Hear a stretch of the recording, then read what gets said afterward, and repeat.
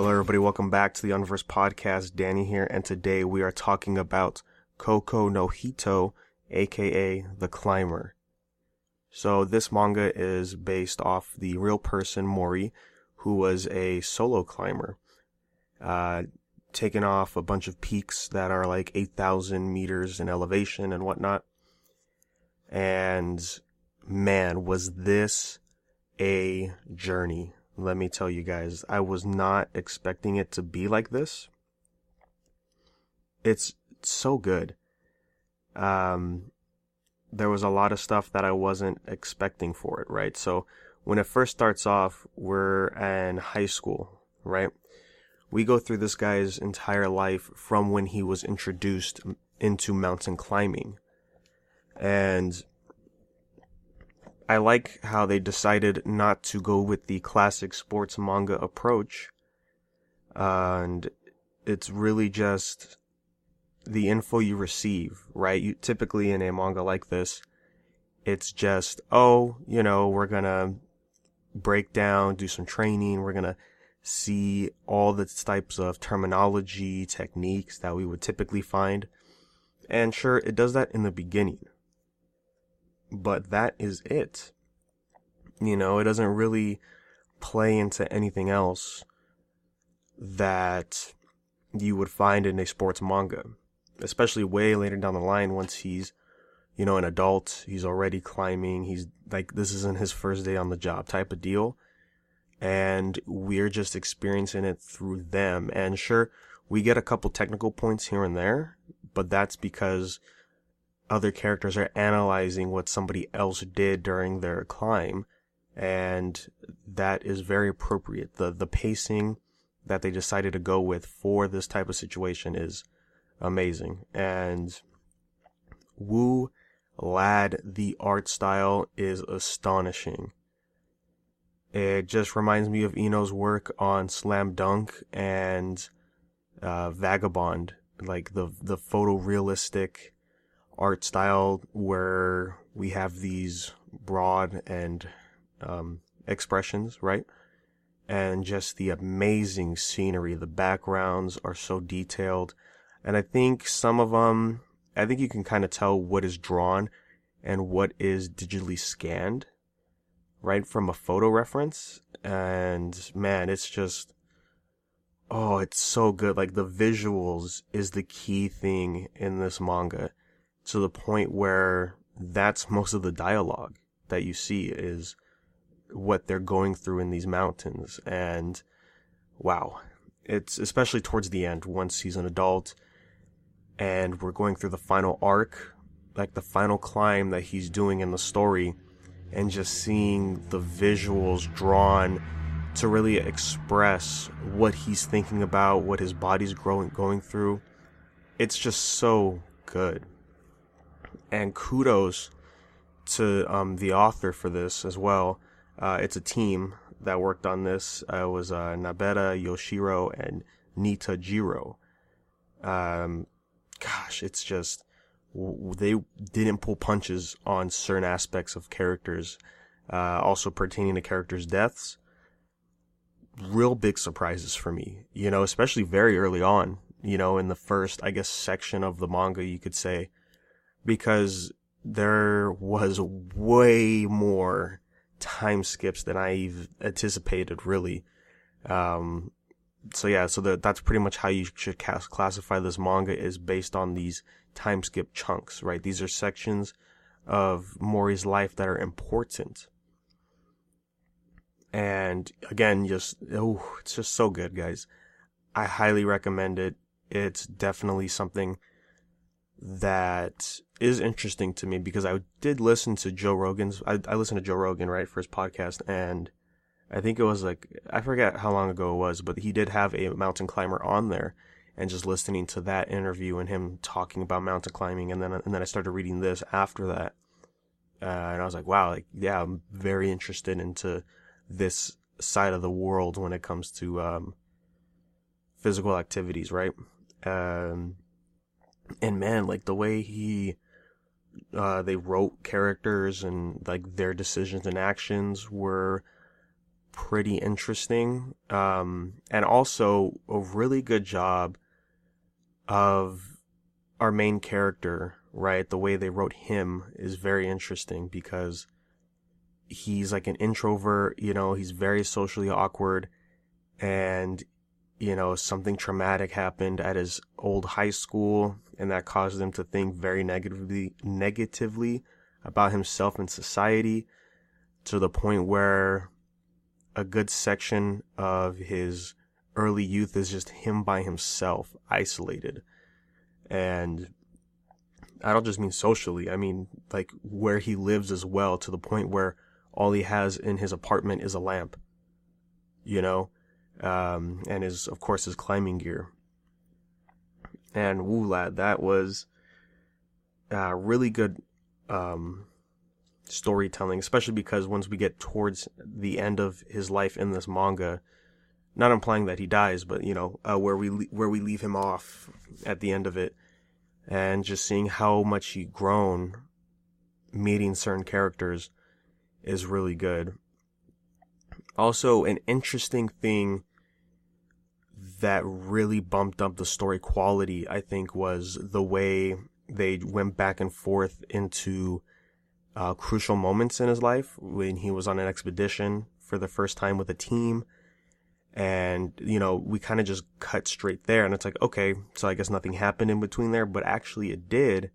They just didn't write it yet because they want to show the similarities between social life and mountain climbing life, and how he truly wants to be alone based on these characters' reactions to Mori, right? So he was on this expedition as an example, and the reason everybody didn't want to leave, right? They didn't want to descend down, they want to keep climbing. And he also said, yeah, I want to keep climbing. And before he made that decision, he thought back to what happened before he left on this expedition. And he's like, yeah, that's also a reason why I don't want to go back, And man, some crazy stuff happens with characters I wasn't expecting. We meet a character from high school, and it's only been like a 2-year time skip at this point. And just see how drastically she changed, and then we see how Mori just really can't handle that. And there's some really good stuff here, man. I'm glad that they decided to do this sort of back and forth between present and past, in a sense, right? Where we could have just had him thinking about going on this expedition and then interacting with these characters from his job, right? To where it made him so awkwardly, like he didn't know what to do. And honestly, I wouldn't know what to do either if that happened to me. That was some weird shit. And then he could just decide, okay, I'm going on the expedition, and then we just never see it again. But having the back and forth between the bickering of his climber teammates, I forget what they're called, and what went down at his apartment with a coworker, that was really good. That added that extra level to what we understand as his character, as well as just, storytelling in general. And other than that, man, like, it's just really good. It's a very easy to read manga, I was surprised at what chapter I was at a certain point. Like, I looked like, how many chapters did I read? What? I'm already at chapter 60? It didn't even feel that long. It's because you're so involved in this manga, and like the fact that also the art most of the time, and when they're mountain climbing, is the dialogue. You can get through this pretty quick. It didn't take me that long. It took me like a couple sittings to read it. 170 chapters in total for the whole series, and just, again, visually striking. I just couldn't help but stop and just look at the spreads that they drew and was like, yeah, that's really good. And it does get very trippy sometimes, I gotta say, because wow, like, there's like this psychological impact that's happening on Mori's mind when you're getting those high elevations with low oxygen, and just the crashing decisions of whether or not I should go back or keep climbing. Those visuals, I was like, this is like Gantz level type of shit. Like, I wasn't really expecting all of that to go down. So that is pretty good as well. And other than that, again, it doesn't waste time into explaining a lot of stuff, which I really respect. Because, you could read a sports manga, right? Like Kuroko no Basket, and they'll take a couple chapters explaining, certain techniques, movement, the positions, while the match is going on. And one match, could take too many chapters because of the explanations. Here, they're like, okay, it's mountain climbing, we're just going to show you the equipment, and we're just going to show you climbing. Every now and then the characters are going to think, wow, why did that guy do this type of knot over here, this and that? They're not going to sit you down and be like, okay, kids, this is what we're going to do. This is how you do it. It's just, no, they're going to do it because they know what they're doing. And I think that's great. That's something we definitely need more in sport-related mangas. And, this isn't a traditional sports manga, right? Like, this is a sports that, escapes the high school barrier. Because most sports mangas stay in high school. Hinomaru Zumo is an exception, where it's also a career path that he takes because of the way his circumstance was. He's too short. This is his only chance to get pro. And here it's like, oh, sure, you can have a club, but there's just so many other more opportunities that happen. And again, pulling punches, is not a thing in here.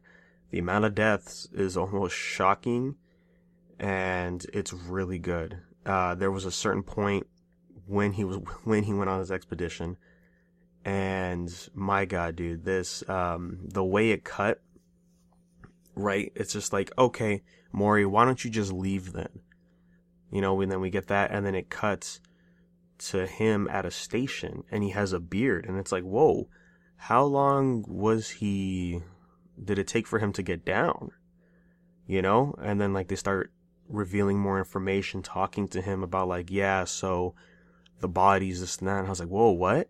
And then it's like, oh no, he didn't go down. There was actually a whole other, and then it flashes back into what happened. I think that's a great cut.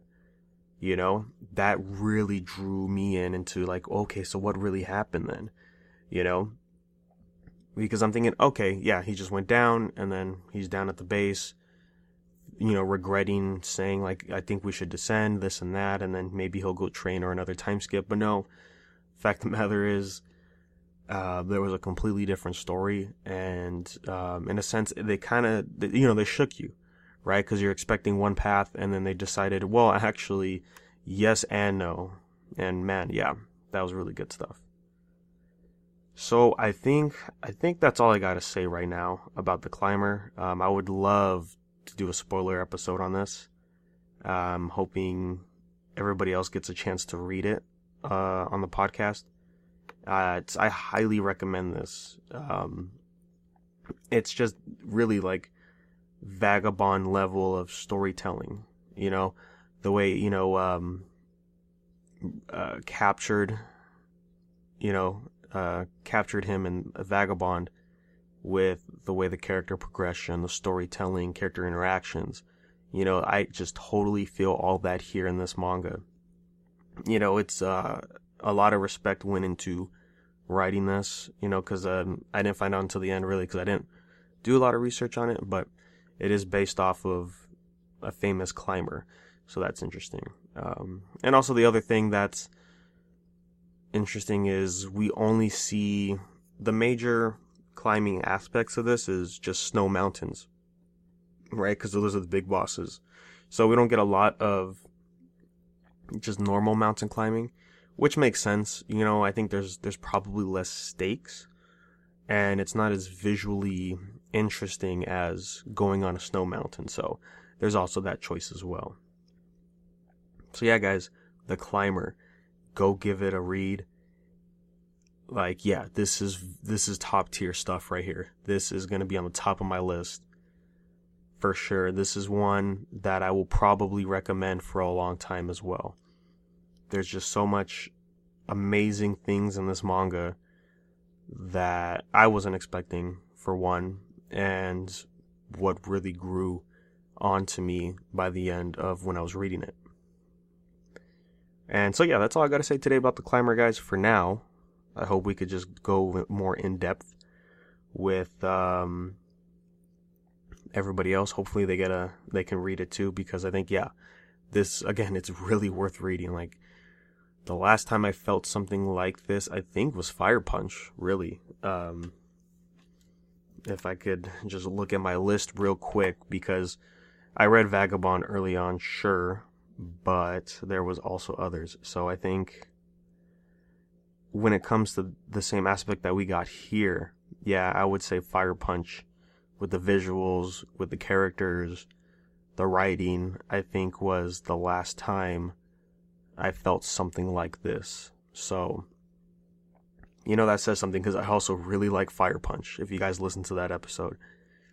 So yeah, guys, go check it out. And I'm probably going to read Parasite for the next manga. And so while we wait for that, remember, you can always email us at unversedpodcast@gmail.com if you have any question, comments, concerns. And you can follow us on social media at Unversed Podcast anywhere you go. And yeah, just look out for all these new episodes dropping. I'm trying to keep it more consistent. Mainly it's just reviews right now with the mangas, with Arrow. So main channel stuff, or main episode stuff, hopefully soon. We're still working out the kinks on that. Especially with this week, it's not the best week, I would say, because we do have a certain plan. What? Parasite and Fairy Tail? Well, I'll look into that after I read Parasite. But yeah, that'll be the next one. Been meaning to check it out, with the whole anime and stuff. Oh, it's not even that long, so we'll probably get that soon. And again, thank you for listening, everybody. I hope you get the chance to read Climber, and please let us know about it in the emails. I would love to hear your guys' opinion on this as well. This is a must-read for just pretty much manga fans in general. So yeah, that's it for today, guys. Thanks for listening, and we will talk to you next time.